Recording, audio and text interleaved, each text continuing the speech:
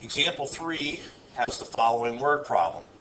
The floor of the valley in which Griffin lives is 7½ feet below sea level.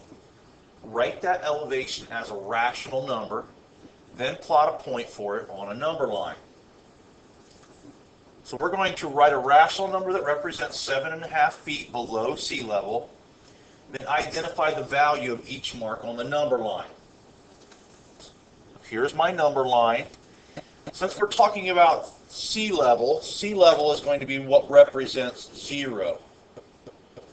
And the number that we're working with is 7½ feet below sea level. That tells me it's going to be less than sea level, which means I'm working with the negative side of the number line.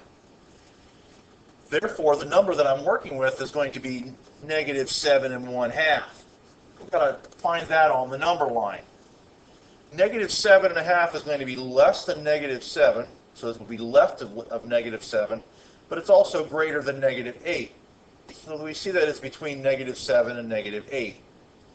I look at the fraction part of -7½ and see that it's a 2, which means I can split that space between -7 and -8 into 2 pieces, and that is where -7½ is.